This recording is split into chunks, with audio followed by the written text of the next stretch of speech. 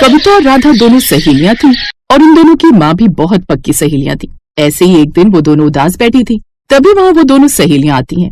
माँ, क्या बात है, तुम इतनी परेशान हो? किसी ने तुम्हें कुछ कहा क्या? हाँ आंटी, मैं भी कुछ दिनों से माँ और आपको बहुत परेशान देख रही हूँ। क्या बात है, सब ठीक तो है ना?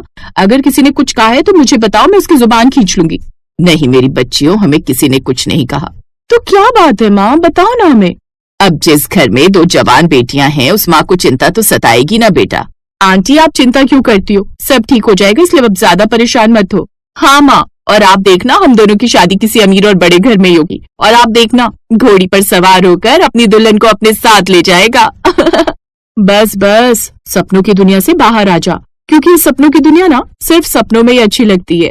राधा की बात सुनकर कविता हंसने लगती है, पर यहाँ शायद राधा की जुबान पर सरस्वती विराजमान थी। तभी तो अगले ही दिन उन दोनों के लिए 2 अलग अलग घर के रिश्ते आते हैं, और इस तरह राधा का रिश्ता किशन नाम के एक गरीब लड़के से हो जाता है, जो कि एक किसान था।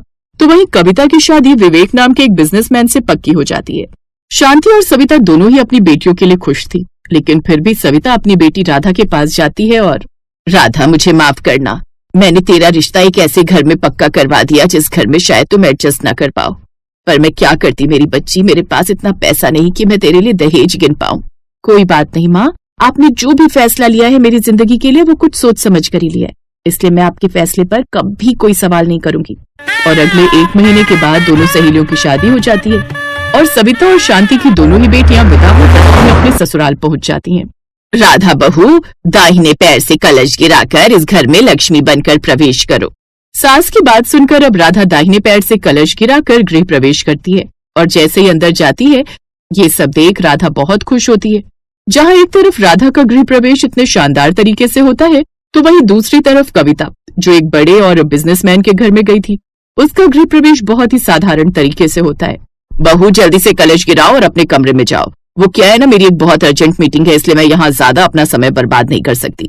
सास की बात सुनकर कविता को बड़ा ही अजीब लगता है, और वो देखती है कि उसके घर में हर कोई अपने फोन में व्यस्त है। जिसके बाद कविता अपने दाहिने पैर से कलश गिराकर गृह प्रवेश करती है। समय यूं ही गुजरता है, और गुजरते समय के साथ कविता भी अब अपने ससुराल में ढल जाती है।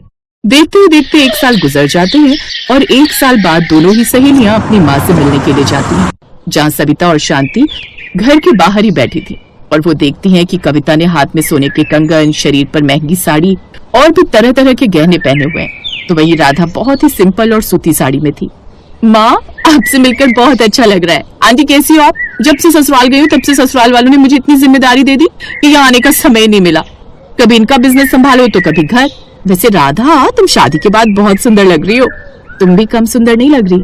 सहेली की बात सुनकर कविता मुस्कुराती है। अब दोनों ही सहेलियां अपने घर के अंदर जाती हैं, और थोड़ी देर बाद कविता अपनी सहेली के घर जाती है, और वहाँ वो तीनों बैठकर खूब सारी बातें करती हैं।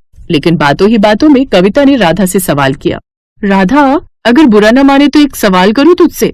कविता की बात सुनकर राधा ने अपना सिर हिलाया। राधा, तेरी साड़ी बहुत ही सिंपल और सूती है। तेरे घर वाले तुझे ठीक से नहीं रखते क्या? अगर ऐसे है तो मुझे बता, मैं तेरी हर खुशी पूरी करूंगी जो तेरे ससुराल वाले नहीं कर रहे।